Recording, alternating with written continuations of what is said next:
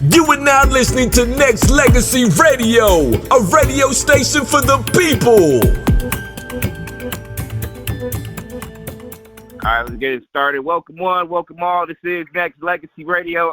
I am Charles. I am Brandon Madison alongside Danielle, Danaya, Azure, Carroll, and we have greatness on the line.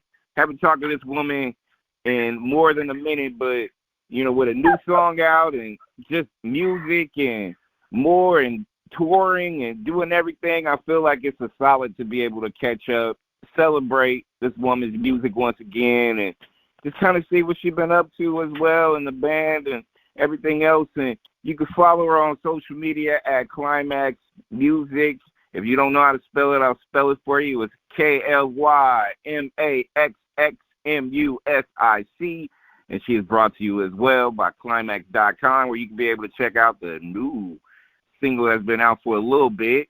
And we're going to talk to her about it. Cheryl, what's good, girl? What's good? Hey.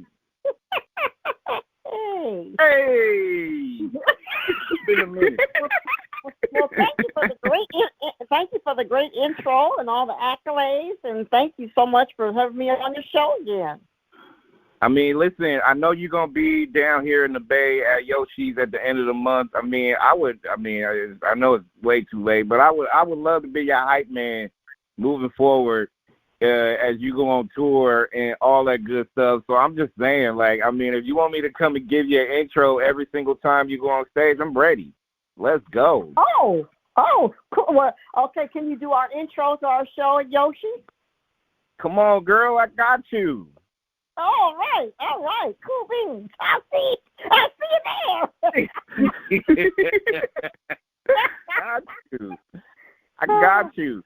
Listen, before we get started with Q&As and stuff like that, I really and truly mean it. Like, you know, again, during the early days of my station, being around 17 years, and you've been a part of it for the last 10. And I got to tell you, like, you know, accessible, being available, being, you know, still keeping busy, securing your legacy and getting different generations of people to listen to your music and the legacy is great to witness. So I want to continue to thank you for just continuing to keep pushing the line. You were celebrated.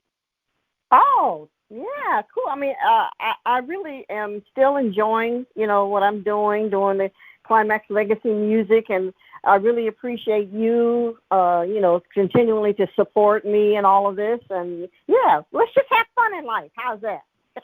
Damn right, as we should. So before Danaya asks me questions, I'll start off with the first one, and I'll literally start off by just kind of going into this new song that you have that's out right now, that's available. People can go on Climax.com, and people can go on all social media platforms to go check it out. So talk to me. New music, new single. It sounds great. Yeah, it gives that old school vibe, but also it's still modernized to this day. And tell me a little bit about how it all came together before you released it. Oh, yeah. Well, you know, luckily we were able to kind of, you know, get into the studio. All the instruments and musicians are live. We're not really doing anything programmed. That's really passionate for me to, you know, do live music as to having everything programmed. I mean, sure, you know, some of the machines definitely do help.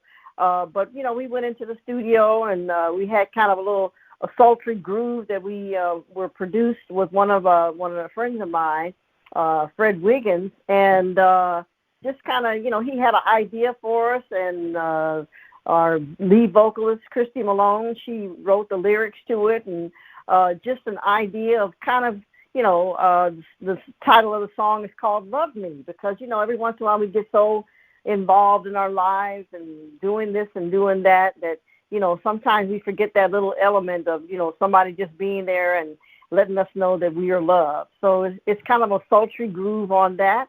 If you love me, all of that. And we have a great video for it that you can see on YouTube. We had a lot of fun doing that, filming that, in Santa Monica Pier. I invite your audience to definitely check out the video, because, you know, the video is like a happy feeling video. You know, to listen to the song is one level, but to actually see it visually, it takes you to another level. So I definitely invite your audience to check it out. It's on YouTube. It's on climax.com. It's on all of our social media. Yeah.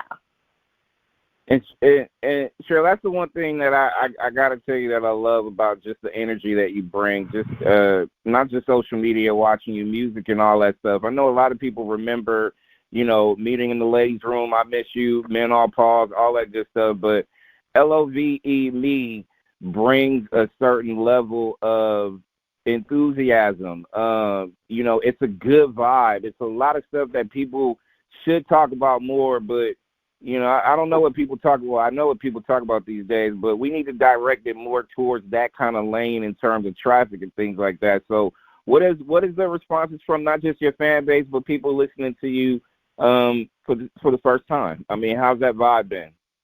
Oh, wow. It's really interesting when we go out and perform. It's not just people that listen to us back in the 80s, but our audience is like a whole gamut of age brackets. The young people are getting into it because, we're on stage. We're performing live. They're being introduced to climax music for the first time. People like the rhythms, the beat, be able to dance and sing to it. The ideas that, it talks about life situations like meeting in the ladies' room and the Men All Pause, which are actually really things that happen in life that we put song to. So it's really, I don't know if I want to use the word interesting, but I really appreciate the fact that everyone is embracing us and embracing the music and cheering us on to continue and even to put out new music, and even the new single that we have out. They're really enjoying that. We have incorporated in the show, so we're getting a lot of good responses. And I don't remember what the numbers are on YouTube, but the numbers are pretty high as far as viewership on checking out the video and stuff like that. It's great to see and great to witness. Cheryl Cooley of the legendary Climax is our guest on Nexxlegacy Radio. Danaya, go ahead. Absolutely. So we're talking about being in the ladies' room. So what gave you guys the idea to do that kind of record? Because it seems like there was like several different meanings in that song. I heard one meeting on the internet. I was like, ooh, why?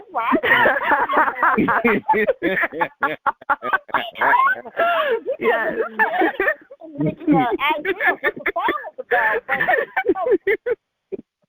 Wow. But realistically, I mean, it's a real life situation.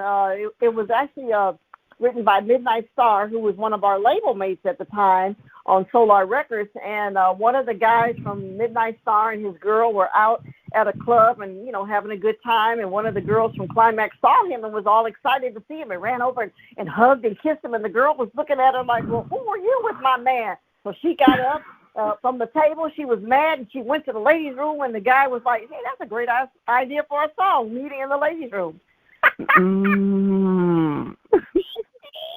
See, but I've heard some of the other ideas, and I'm shocked. Cheryl, are you though? Are you shocked though? Are you shocked? Come on, Cheryl. No, you're not. You ain't shocked. You're not like. But really, because I know the real story, and then I hear all these other creative stories, and I'm like, yeah, I guess so. Right. Yeah.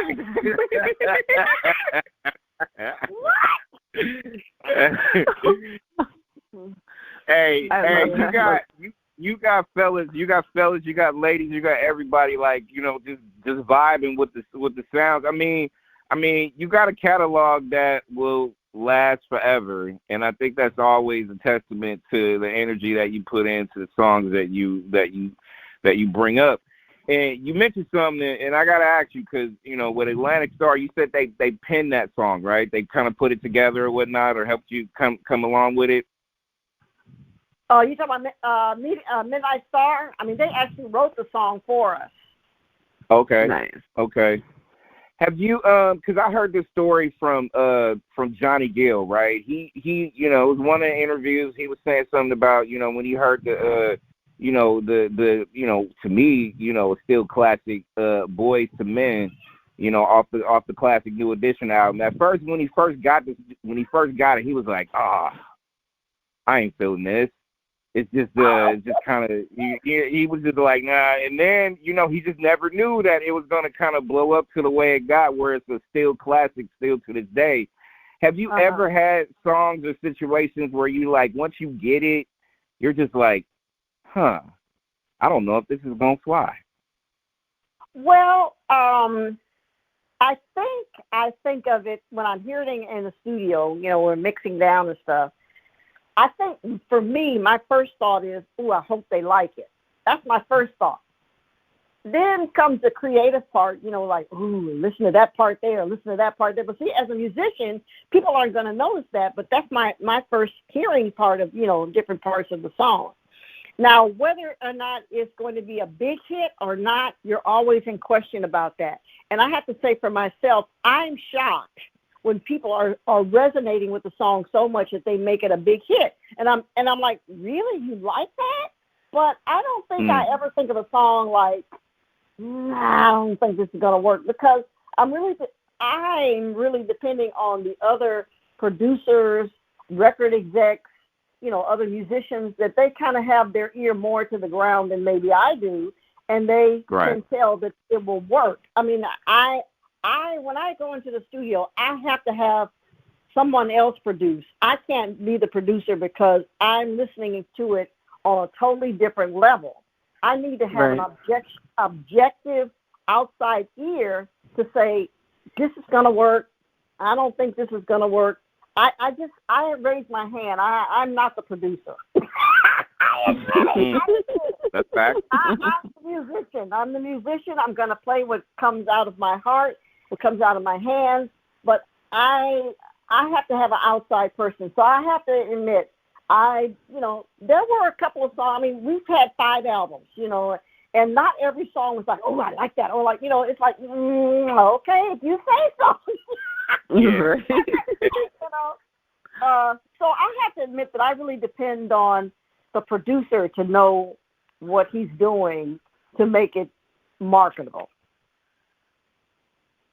I think that's important to have that team around too, because I'll throw you another one. Chris Brown said in one of the interviews I heard as well, like, when he first came out his career, and, his people was like, we going to put Run It out there, like, which clearly became one of his best hits, like, to start off his career. And he was like, nah, I don't want that Ran. I'm a singer. I want a ballad. I want something out there, whatever, not really like a tempo joint, right? So, he put the trust in his team, and his team basically came through for him and stuff like that. So, you know what? Tell Danaya and I and the listeners out there just the importance of, because you're an all-girl band, and not only that, bands are, in my opinion, extinct. People, when you get a rare sight and like, oh my God, Climax, you guys are like a unicorn. We don't see this anymore. Like, real talk. Am I lying?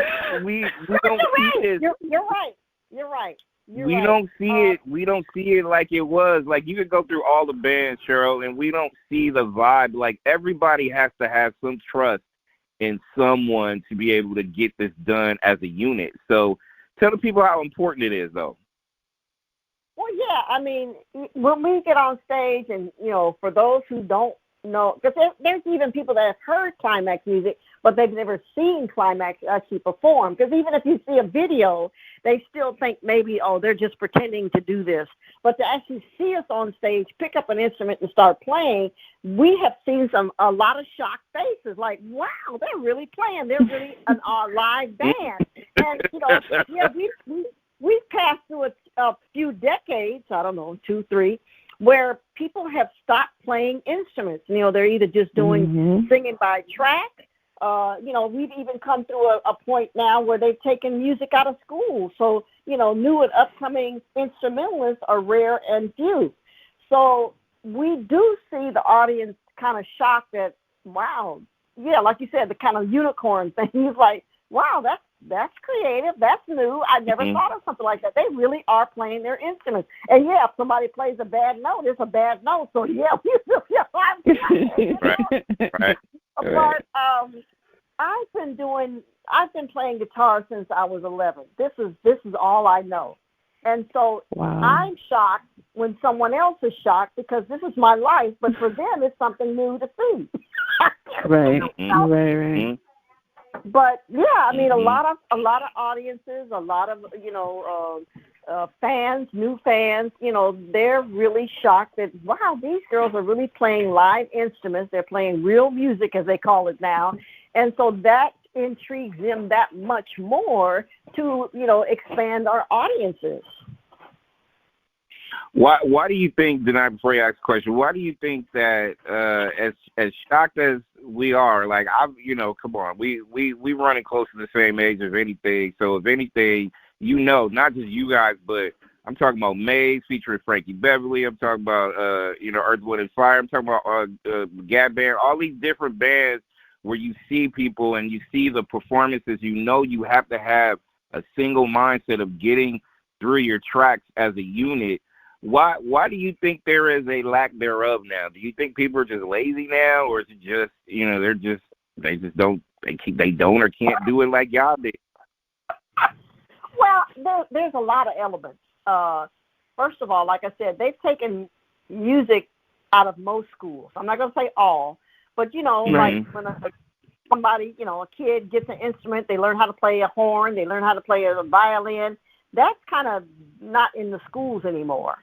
So that's unfortunate because, that was the basis for a lot of these, 50, 60, 70, 80s artists, 90s artists, to learn how to pick up an instrument in school. Maybe their parents couldn't afford to give them private lessons. So that was their first exposure to live instruments. The other part is, technology.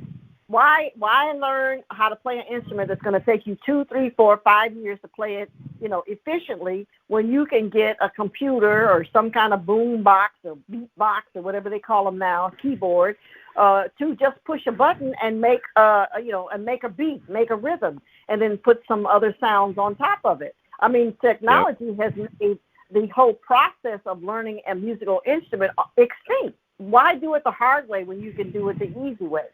The unfortunate part of that is the longevity of the fact that when you have an instrument, you know how to play the instrument, you know how to read for the instrument, you can, as a musician, keep working on some level somewhere for the rest of your life. When you just have a keyboard, a box or whatever, you're going to only, make a living, make an impact for a short period of time. We don't know what the industry is going to look like 20 years from now. It may be, narrowed down to if you can't play a live instrument, you can't be whatever, ... So we don't know what the future will hold for what the industry is going to look like. So to have an instrument, have that in your spirit to be able to play an instrument. Yeah, it may not be popular right now, and it may not be, something people are lined up to do, but in the long run, it will last you a lifetime. I mean, even as of today, I read music. I have a degree in music. I've been hired to play for a 70s artist for her show because I can read charts. So if I can't make, a salary that week for Climax, I can make a salary that week for another artist. So you kind of have to look at it that way. How are these talents going to sustain you for life? Or do you only want to do it for 10 years? A lot of people, they want to do it for life, which you can nowadays. There's a whole lot of artists that are over 60 and 70 years old, and they're still performing today. So what do you, as a musician, as an entertainer, how long do you want to have skills for to be able to have a longevity in the music industry? Absolutely. Yeah. Okay, I'm gonna get off my soapbox. Okay. No, not at all. I think, and that was going to be my next question. So, when it comes to having longevity in the music industry, what do you think has allowed Climax to still thrive especially being a girl band, because you know that a lot of people in the industry always want to tear women down and separate them. So how did you guys manage to make it through and thrive through that adversity? Right. Well, one of the things that, we kind of, we're kind of naive about, and I hate to say naive, but, we were having fun.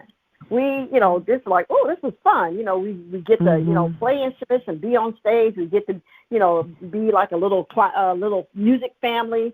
So we were having fun and not realizing that we were making an impact on people, the industry, and music.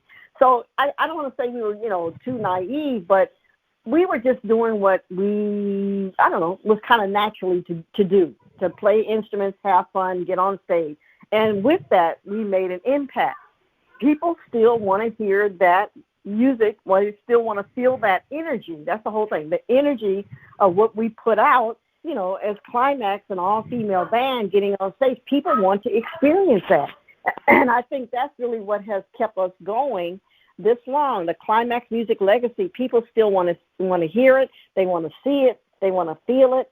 And for whatever the music that's current, that's out there, that's missing, Climax music, and not just Climax, but as you spoke about, Earth, Wind, and Fire, those kind of groups, that kind of music still carries that energy today. Yep. And listen, let's just keep it true, Cheryl. I think at the end of the day, Climax, the catalog has hits, and it will withstand the test of time. But it's also the energy, like I mentioned earlier, that y'all bring, not just on shows, but on records. Like you could feel that energy, which I think is lacking now. Like, you know how you said that, people are still learning these, or people used to learn these crafts that will, carry you on for the next 1,000 years or whatever. Like the easy way sometimes is not organic as the way in the work that you put in sometimes. And sometimes that articulates in the music that's being heard, not just to this day, but you compare it to that day or the day before that day, and you can tell the vibe is different, right? So I think, like you said, Cheryl, music is fun. It's supposed to be a gift of giving that kind of energy to the people. And I think when you get so bogged down with the computerized, the AIs, the this, the that, you forget how important that vibe is. Like, to me, I think it's just true to say, you know what I mean? Like, what are your thoughts? Yeah, I mean, music, first of all, is energy and vibration. And the human body vibrates with those musical sounds. And when they become electronic, there's something about the psyche that doesn't resonate as well as with, instruments, real instruments playing that kind of music. And whether the audience realizes or not, they're going to gravitate that makes them feel good. If that makes sense, Am I getting away from your point? I'm sorry. Nah, you nailed it, Cheryl. It's and it's real, and that's why my appreciation level for you and others have always, sustained that gratitude, because it's a feeling. Like, if I can go in and, listen to, different things, not just being in the ladies' room, men on pause, I miss you. Like, I mean, y'all got the ultimate gift of creating these memories and moments and things like that. And one question I want to ask you when coming through with the music part, like y'all are queens of ballads too. Like, I mean, I Miss You was like an ultimate tearjerker for, and I'm a guy, I can admit that, you know what I mean? It's just different moments of times where you can remember when I heard that song for the first time. Y'all can handle up-tempo, mids, and ballads. Do you have a preference, or you just feel like I'm the Jane of all trades, I can handle whatever comes my way? Well, for me, I'm a funketeer. I'm going to enjoy the rhythmic type songs. I know for some people, the slower songs, are important, and even putting them in the show, to kind of relax the energy. But I've always, I guess my earliest influences, I don't know, like you said, the Earth, Wind and Fires, the Sly and the Family Stones, the Confunction. Yeah. I'm deep into that funk rhythm type music. So that's where I really, enjoy and have fun playing, is that type of rhythmic music. Okay, and it's legendary. Cheryl Cooley of the legendary Climax is our guest on Nexxlegacy Radio. She's brought to you by Climax.com. Make sure you go ahead and check out the brand new single, L-O-V-E, Me. That's on rotation, Nexxlegacy. And Danaya, go ahead and toss out one final question for Cheryl. Sorry. So what is the name? So what is the story behind the name Climax? And did you guys have any other name before that? Because I know that must have been some conversation. They're laughing at the story. I'm sure she does. I know she does.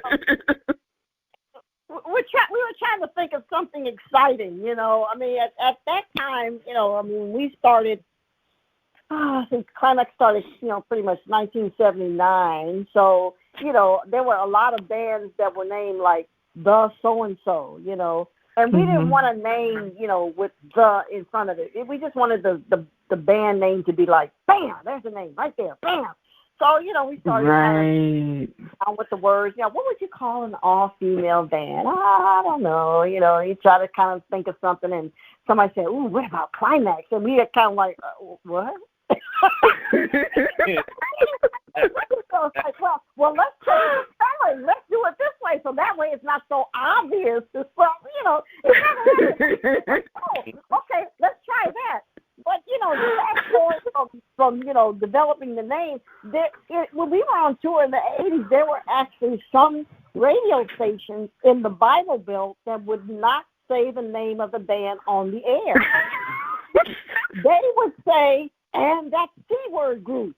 And they would play the song and people would know what band it was. But, there were a few places they weren't going to say our name on the air. I mean, of course, now we don't think anything of it, but right. It was an issue. So in developing the name, we knew it was going to be a little risky, but, maybe if we change the spelling, it won't be so bad. Right. Wow. Oh, my God, that's hilarious. I love it. The name just sums up how everybody should be feeling.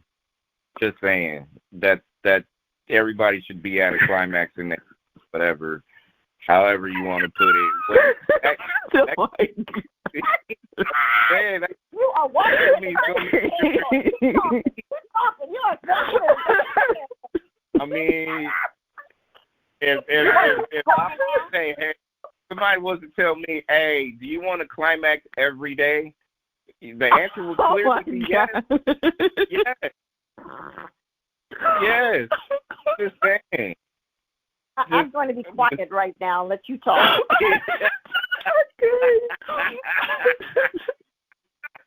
Oh, my gosh. Oh, my gosh. On Nexxlegacy Radio. Check out the new single, L-O-V-E, Me, is available, brought to you by Climax.com. And, final couple of ones. Y'all continue to keep touring. And everybody wants you, like we all want you, Cheryl. Like, we want to interview you, we want to book you, go on show. How has keeping busy been for you and the band in terms of, because I always hear this from people, like different entertainers. I can't get a job. I can't, blah, blah, blah. No one wants to book me. I have my own thoughts on that, but, how has just keeping yourself busy and the band's been keeping busy, going to different states and different countries and stuff like that been for you? Not just the career, but just, also just, keeping yourselves busy and continuing this legacy has been a great look, right? Right. Well, I'm not going to say that, it's all peaches and roses. There are times when, you have downtime or, the calls and the gigs are not coming in like you would really like.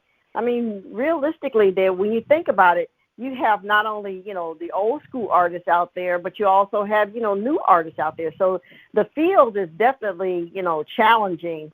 And, to find those promoters or producers or music buyers that, have all their ducks in a row to have successful shows, that's also another challenging thing. I mean, because I think on every level, we always run into that one janky promoter that's going to, mess us up or find out to pay us. Or, right. Catch up at the last minute. I mean, there's always going to be challenges.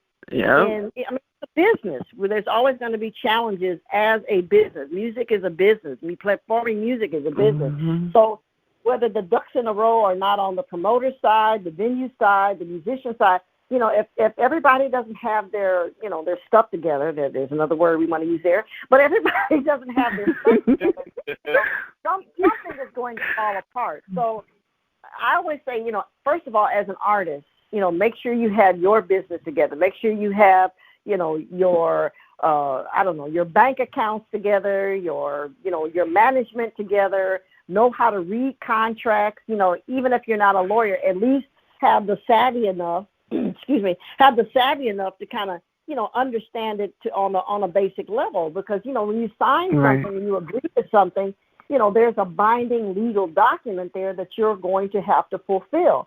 So, if you don't, and I don't mean no shade to anybody, if you don't know how to read, get somebody who you trust that can read the contract and explain to you what's in it. You have to have you have to have your bank account, your contract understanding, and you've got to pay the IRS.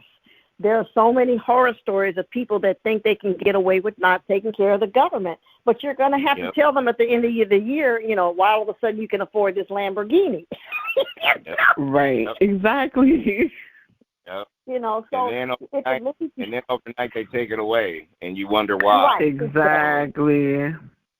So, as an artist, you're going to have, a booking agent, a manager, an accountant. And maybe if you're not making that much money, you don't have to have the professional ones, but at least have the business aspect of your music sustained or substantiated to where you don't have to come back and start answering questions to, the powers that be as to why did this, and this happen. Know what's in the contract. Know what you're expected to do. Do you have to travel? Do you have to fly? Who's going to pay for it? Are you going to have a hotel? Do you have to stay in a tent? Do you have to sleep in your car? All of those details you need to know, because there's sometimes when they're not in the contract, then once you get to the venue, you have an oh shoot moment. There's another word I want to use, but I didn't pay attention to that in the contract. There's a lot of different things.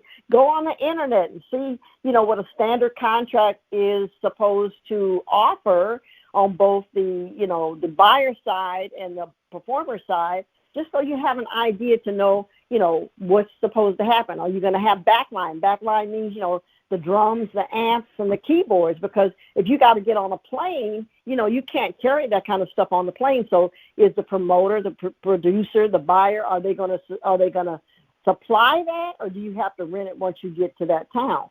How are you going to get there? Who's going to pay for your lodging if you have to stay overnight? I mean, all those things are really, really important. And I'm going to say on every level, there are horror stories that something wasn't taken care of, or somebody dropped the ball, or somebody didn't have an understanding.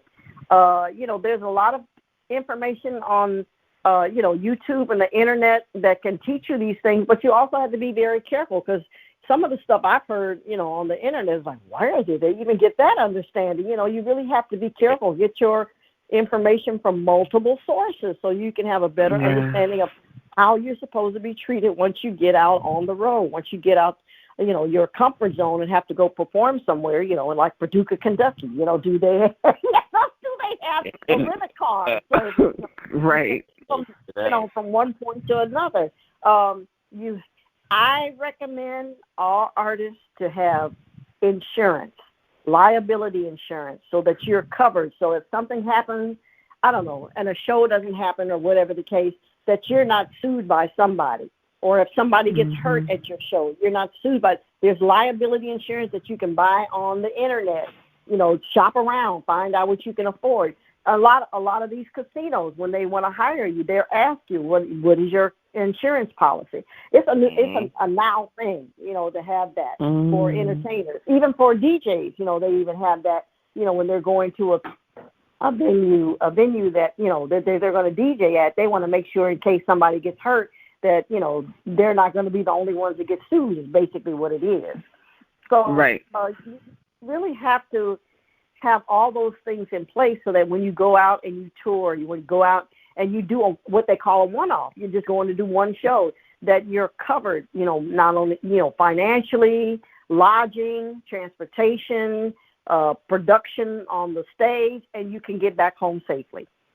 Amen to that. Amen to that. Cheryl Cooley, the legendary Climax, is our guest on Nexxlegacy Radio. You can follow her on social media and Instagram at Climax Music. Go to the website, www.climax.com. Grab a new single, Love Me. It's available. It's on all streaming networks as well. And Danaya, any final thoughts before we wrap it up with Cheryl Cooley? I just wanted to say thank you. This has been so amazing. Thank you for everything that you have done. Thank you for giving little girls an example of amazing talent and helping them to understand that you do not have to take your clothes off to be successful. Thank you. Yeah. Oh, you're welcome, and thank you for acknowledging that. Wow, yeah. Hey, and and as we wrap, Cheryl, we'll talk offline, but I would be honored to intro you when you touch down the Yoshis, and I'm a groupie, so whatever you need me to do, I will do. If you need me to wash your car and sign your shoes or whatever it is, just give your man a holler. I got you. Okay. All right, well, mark August 30th on your calendar, Yoshi's, Oakland, California. We'll definitely, talk and connect to make sure, you get there so you can do the intros for us. But, I invite your listeners to check out our calendar on climax.com to find out where we're going to be performing near them soon. And please sign up for the newsletter so that you can also be informed where we're going to be somewhere near you. Amen to that. In closing, again, Danaya said it, I'll say it again. Just thank you for the art form, because not only are you doing it at a high level, you also are giving us a lifetime of memories to be attached with it. I'm not just talking about the classics. I'm even talking about this new classic with Love Me that's available right now, this new single. The video and everything else that you do and the work that you put in should be celebrated.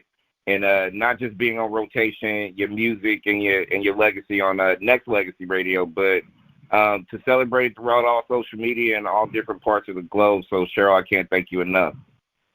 Oh, you're welcome, and thank you. That's the love you give, Cheryl. You just give us that energy. We got to give it right back. That's what we do. Oh, thank you. Thank you so much. I'm doing the best I can. I mean, I really enjoy performing and stuff, for all the headaches that are involved. It's still worth it once I get on the stage. All right. Keep that level up, and I'll be at you. We already follow each other on social media, so you'll get my info, and just keep doing what you're doing, and just tell the rest of the girl band, salute. I'll see y'all soon at Yoshi's on the 30th. Okay. See you then. Thank you so much. All right, Cheryl. Bye-bye. Thank you for listening to the #1 radio station for the people.